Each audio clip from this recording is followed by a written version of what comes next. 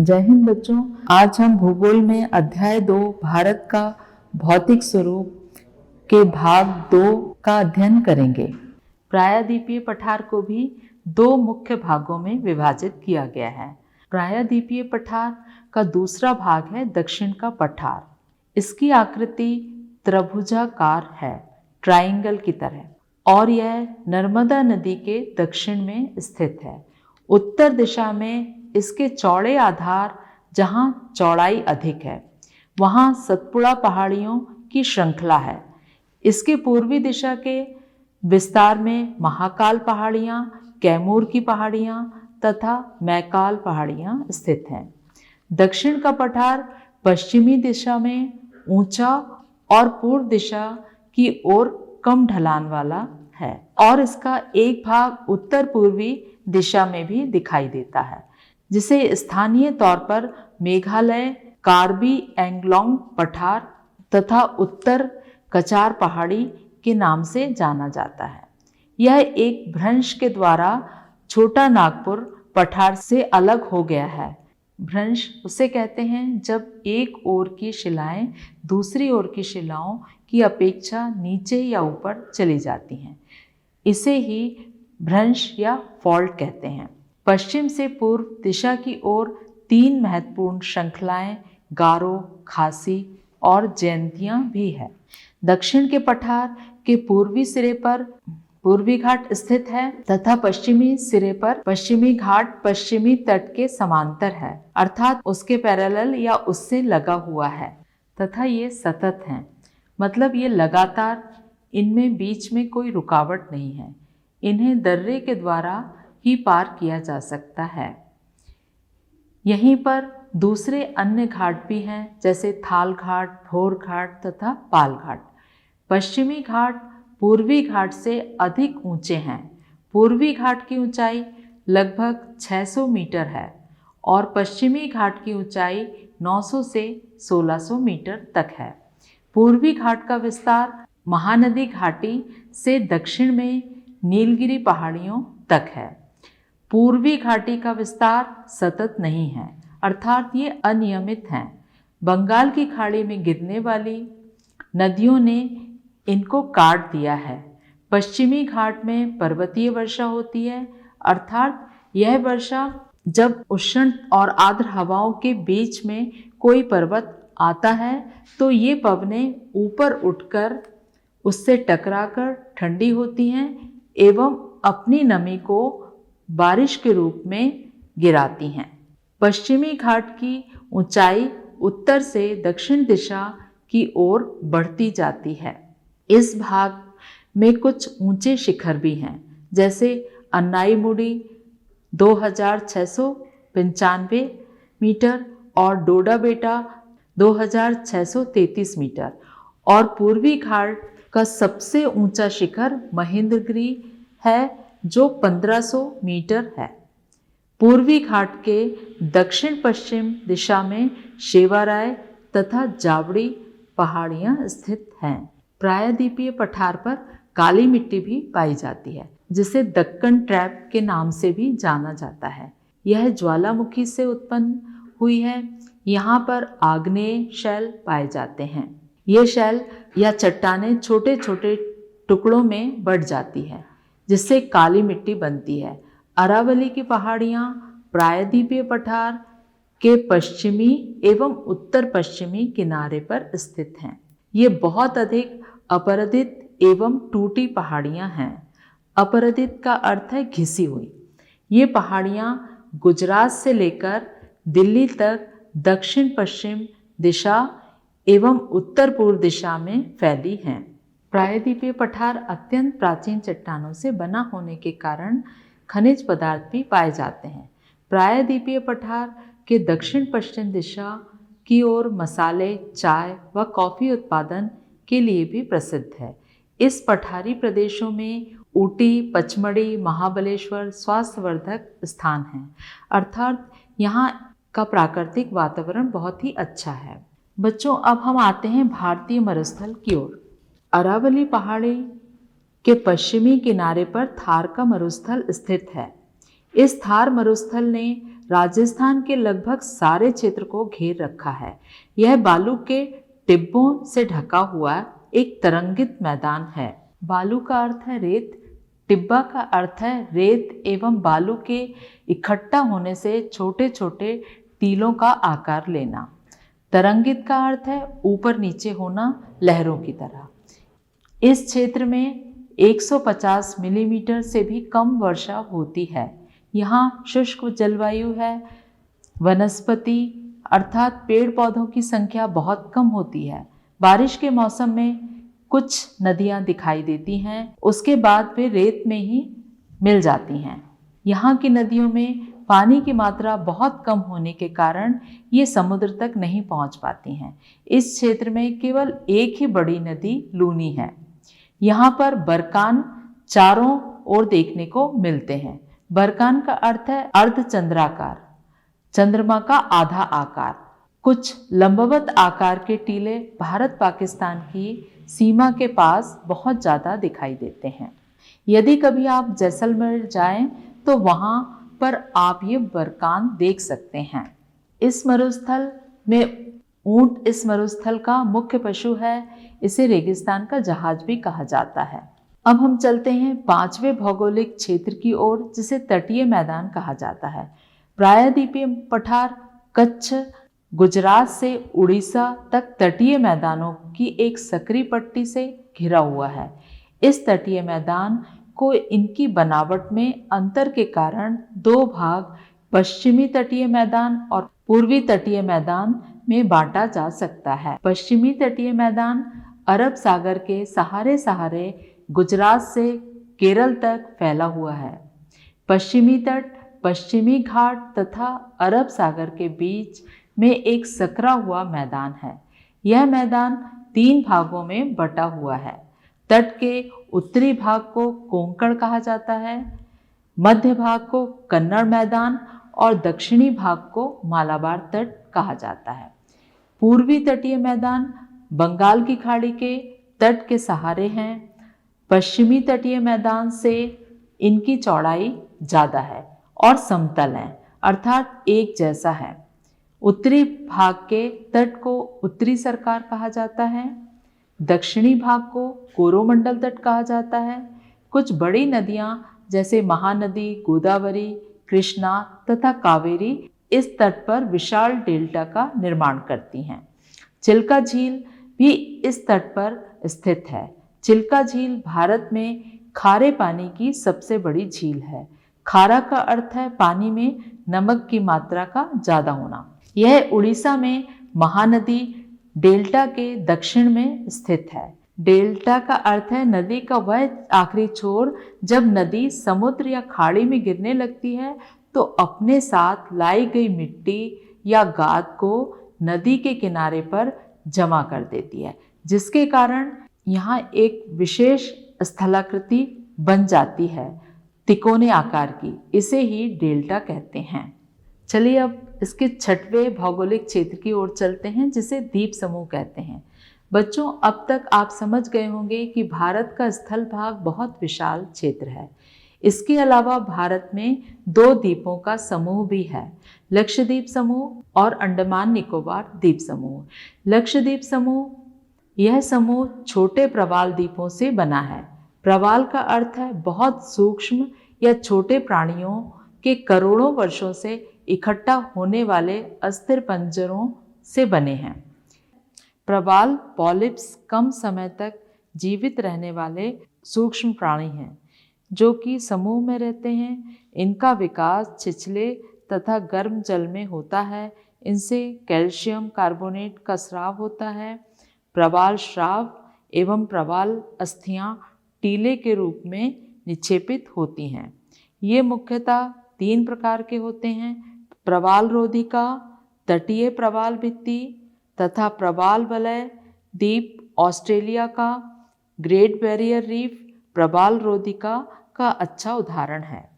प्रवाल वलय द्वीप गोलाकार या हॉर्स शू आकार वाले रोधिका होते हैं। ये टापू अरब सागर में स्थित हैं।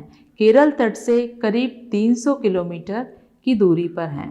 ये घोड़े की नाल के आकार में समुद्र में फैले हुए हैं। पहले इनको लक्काद्वीप, मिनिकॉय और एमिनो द्वीप के नाम से जाना जाता था। 1973 में इसका नाम लक्षद्वीप रखा गया। कावारत्ती द्वीप लक्षद्वीप का प्रशासनिक मुख्यालय है। यह 32 वर्ग किलोमीटर के छोटे से क्षेत्र में फैला है। 10 द्वीप ऐसे हैं जहां पर लोग रहते हैं। यह सबसे छोटा केंद्र शासित प्रदेश है। यहाँ विभिन्न प्रकार के पौधे पाए जाते हैं तथा अनेक जीव जंतु भी पाए जाते हैं। यहाँ पर एक पिटली द्वीप भी है जहाँ मनुष्य नहीं रहते। यहाँ पर एक पक्षी अभयारण्य भी है जहाँ विभिन्न प्रकार के पक्षी दिखाई देते हैं। दूसरा द्वीप समूह है अंडमान और निकोबार। यह द्वीप समूह बंगाल की खाड़ी में उत्तर दिशा से दक्षिण की ओर फैले हैं। ये द्वीप समूह अधिक संख्या में, आकार में बड़े और बिखरे हुए हैं। यह द्वीप समूह 2 भागों में बटा है। उत्तर दिशा की ओर स्थित टापुओं का समूह अंडमान कहलाता है। दक्षिण दिशा की ओर स्थित टापुओं का समूह निकोबार कहलाता है। यहाँ बहुत से छोटे टापू हैं और उन पर कोई रहता नहीं है। यह लगभग 8,250 वर्ग किलोमीटर में फैले हैं। इसकी राजधानी पोर्ट ब्लेयर है। यहाँ की राजभाषा हिंदी और अंग्रेजी है। इनमें से कुछ टापुओं की उत्पत्ति ज्वालामुखी से हुई है। बच्चों, क्या आप जानते हैं कि इन टापुओं में से एक टापू पर अभी भी लावा निकलता है? अंडमान निकोबार सबसे बड़ा केंद्र शासित प्रदेश भी है।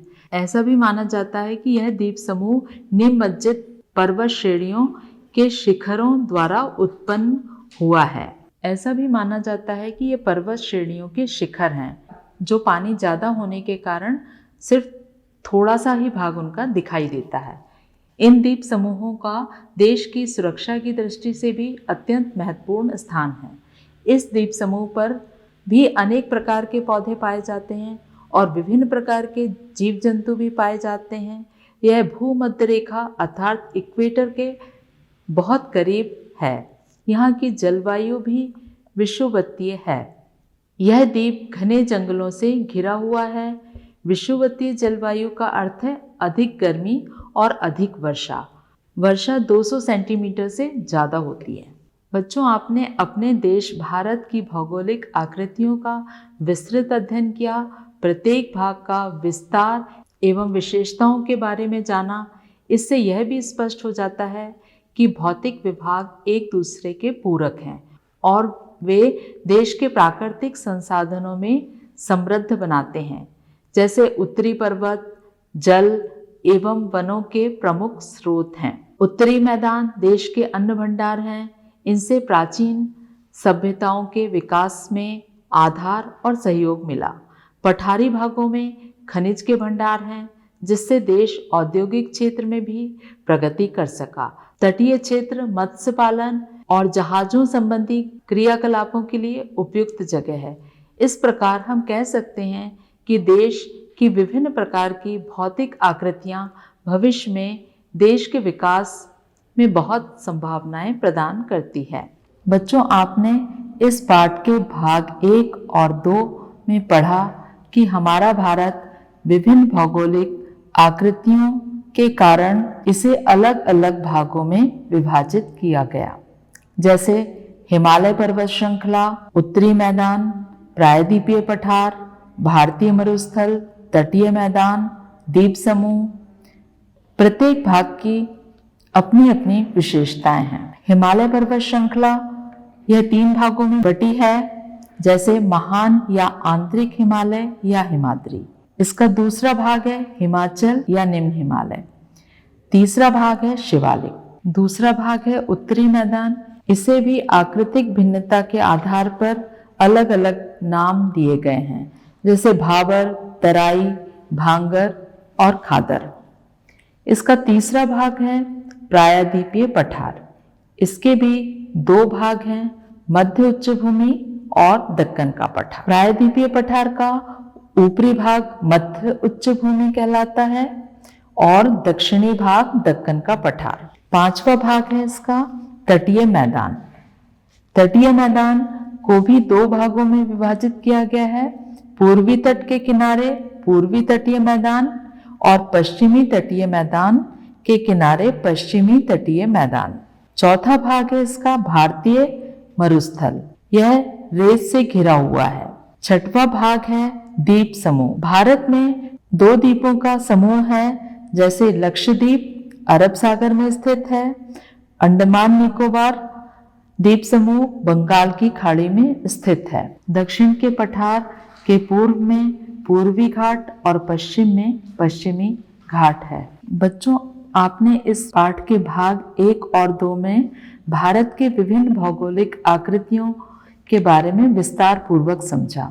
बच्चों देखिए, हिमालय क्षेत्र और प्रायद्वीपीय पठार 2 अलग अलग प्रकार की आकृतियां हैं। इनमें कुछ मुख्य अंतर हैं। वो अंतर इस प्रकार है, जैसे हिमालय क्षेत्र में हिमालय अपेक्षाकृत नवीन वलित पर्वत है और प्रायद्वीपीय पठार यह भारतीय उपमहाद्वीप का अपेक्षाकृत पुराना भाग है। नंबर 2, हिमालय विश्व का सबसे ऊंचा पर्वत है। एवरेस्ट शिखर संसार का सर्वोच्च शिखर है। प्रायद्वीपीय पठार की ऊंचाई बहुत कम है। इसमें कोई भी ऐसा शिखर नहीं है जो विश्व में प्रसिद्ध हो। नंबर 3 है, हिमालय में सिंध, गंगा, ब्रह्मपुत्र आदि कई महान नदियां निकलती हैं। प्रायद्वीपीय पठार से बहुत कम नदियां निकलती हैं, केवल नर्मदा और तापी आदि ही प्रसिद्ध नदियां हैं। हिमालय पर्वत तलछटी शैलों द्वारा निर्मित है। प्रायद्वीपीय पठार कठोर आग्नेय तथा कायांतरित शैलों का बना हुआ है। 5वां अंतर है, हिमालय में डलहौजी, धर्मशाला, शिमला, मसूरी, नैनीताल, दार्जिलिंग आदि अनेक स्वास्थ्यवर्धक स्थान विद्यमान हैं, परंतु प्रायद्वीपीय पठार में कोई भी इतना अच्छा स्वास्थ्यवर्धक स्थान नहीं है। ये कुछ अंतर थे जो हिमालय क्षेत्र और प्रायद्वीपीय पठार में देखे जा सकते हैं। इसी प्रकार पश्चिमी तट और पूर्वी तट में भी कुछ अंतर दिखाई देते हैं, निम्न प्रकार से हैं। जैसे पश्चिमी तट के साथ लगने वाला पश्चिमी तटीय मैदान बहुत सकरा है।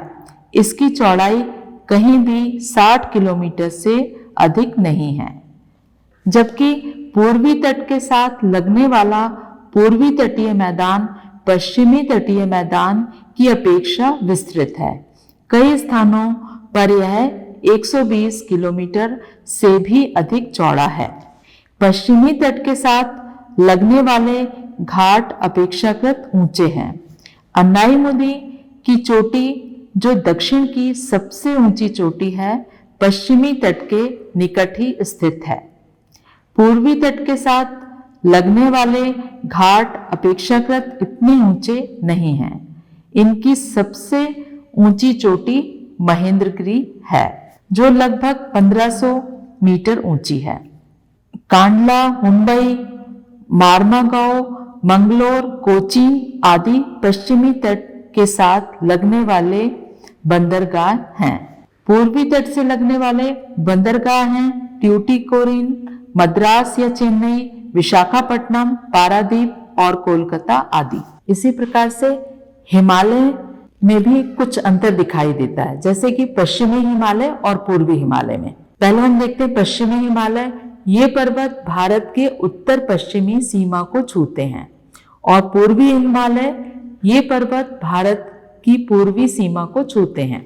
जम्मू कश्मीर और हिमाचल प्रदेश में हिमालय की जो शाखाएं हैं वे पश्चिमी हिमालय के नाम से प्रसिद्ध हैं। पूर्वी हिमालय की जो शाखाएं पश्चिम बंगाल, सिक्किम, भूटान और अरुणाचल प्रदेश में स्थित हैं, वे पूर्वी हिमालय कहलाती हैं। पश्चिमी हिमालय के भाग बहुत ऊंचे हैं।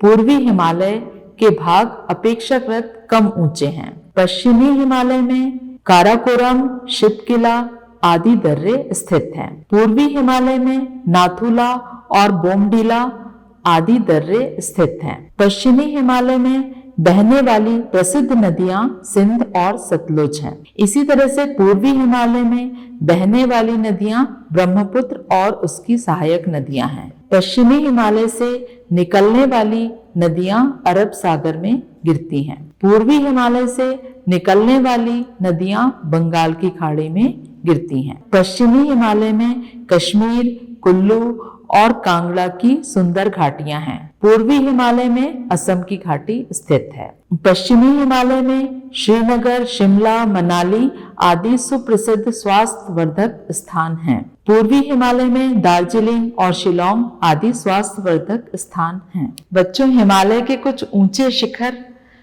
भी हैं, जैसे माउंट एवरेस्ट, ये नेपाल में है। इसकी ऊंचाई 8,848 मीटर है।